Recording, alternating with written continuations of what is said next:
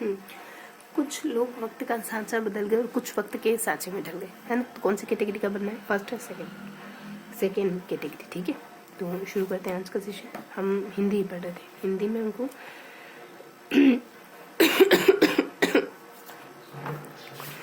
क्रिया वगैरह और ऐसा कुछ कुछ पढ़ा था हमने ना। आज हम संधि पढ़ने वाले थे, कुछ खास है नहीं वैसे। तो संधि किसे कहते हैं, दो स्वरों के मेल को संधि कहते हैं, है ना। और र के प्रयोग के नियम है, संधि आरंभ करने से पूर्व ध्यान रखने योग्य बातें छोटी छोटी है। तो कुछ नहीं वैसे यहाँ, फिर भी थोड़ा सा देख लेते हैं। जब पढ़ ही रहे तो थोड़ा सा ये कि हाँ हमने हर एक पेज को अच्छे से पढ़ा है, खंगाला है। देख लो बताओ कि शब्द ब्रह्मा है, जिस प्रकार ब्रह्मानेश्वर, कुछ खास मतलब नहीं है इनका। र के प्रयोग देखो कि पूर्व स्वर रहित वर्ण के साथ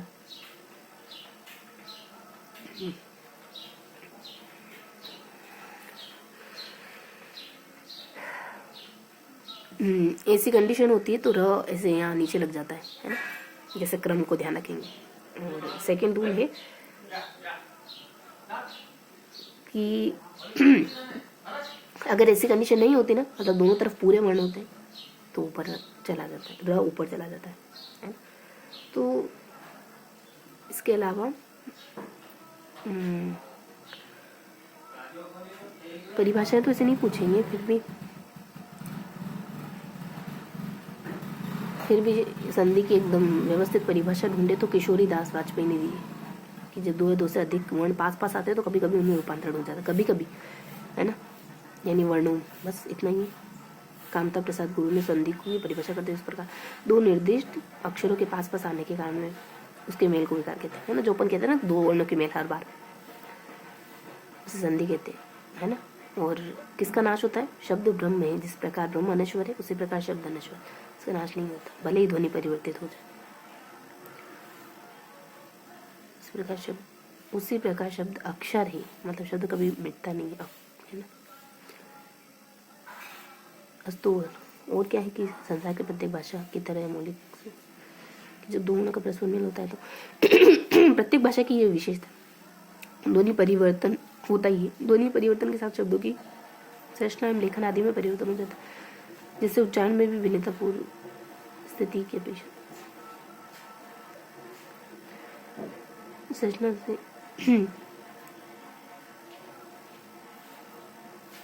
है ना। और एक सर्वमान्य परिभाषा है कि ध्वनि विकार जो परस्पर दो वर्णों के मेल से उत्पन्न होता है। तो कामता प्रसाद की, किशोरी प्रसाद की, कामता प्रसाद मेल वाली और किशोरी प्रसाद की सिंपल से के मतलब परिवर्तन होता है दो वर्णों की भाषा में। बस शब्दानुशासन लिखा है उन्होंने, किशोर प्रसाद। बस इसके अलावा कुछ और तो जानना, र का तो अपन जानते, कुछ बताने की जरूरत नहीं। ये मैंने फर्स्ट बार रिवाइज कर लिया, मतलब पढ़ लिया, दोहरा लिया। अब देख लेते एक और बार इसको, कुछ है तो यही है कि दो परिभाषा देखी संधि की, कुछ नहीं, ठीक है, कुछ नहीं। दो अब आपको वेट करना होगा 20 तक, ठीक है। तो you have to wait till 20 minute.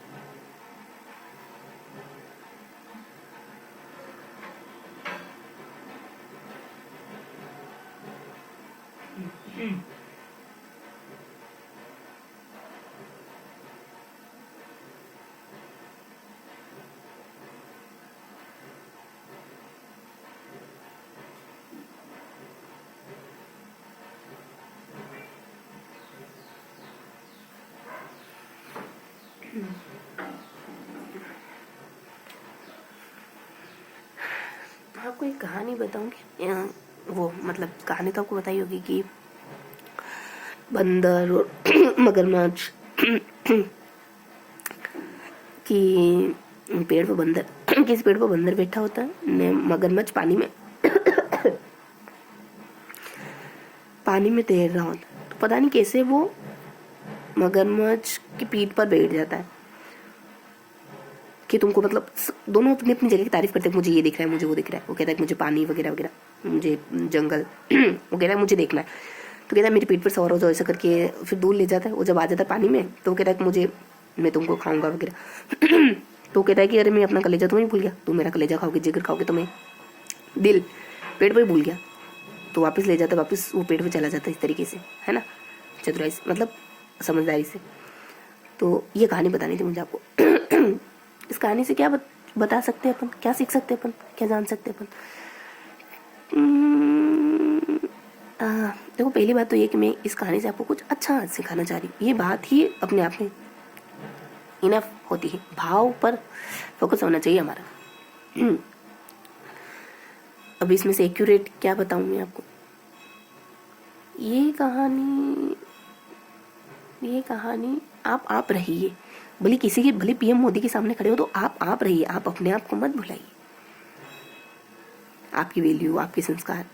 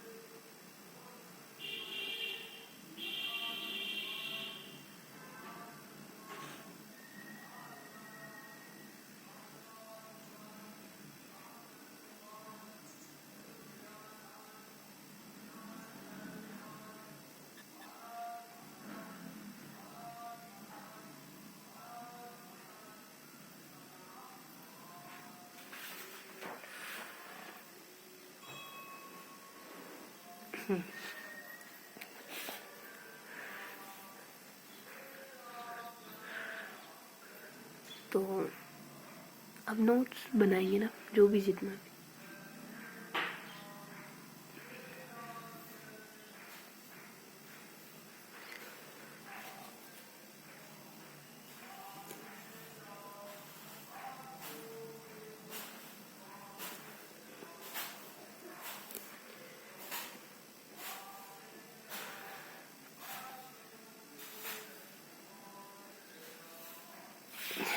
तो एक दो परिभाषा पढ़ी और बाकी कुछ मार्क है ना। तो हिंदी में 11 स्वर होते हैं, देखो ये बात है क्वेश्चन मार्क के तौर पे। बस लेफ्ट राइट और ये तो कुछ जाने, क्वेश्चन मार्क समझो क्लियर हो गया। इल्म नहीं के तौर पर सब कुछ है ना। हाँ, चित्र बनाने का कुछ नहीं बनाया हमने। बस ये क्या है पता है, पत्ती का एक हिस्सा है।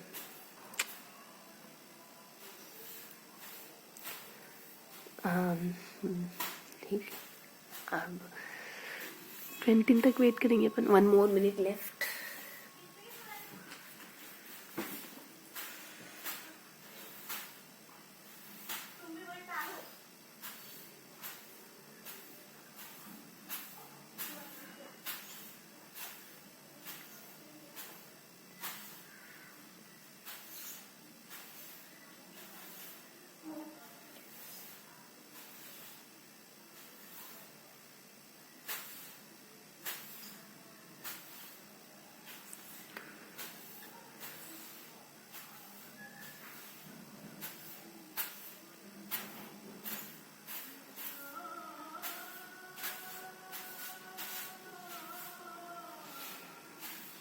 मिलते हैं अगले सेशन, तब तक के लिए जय।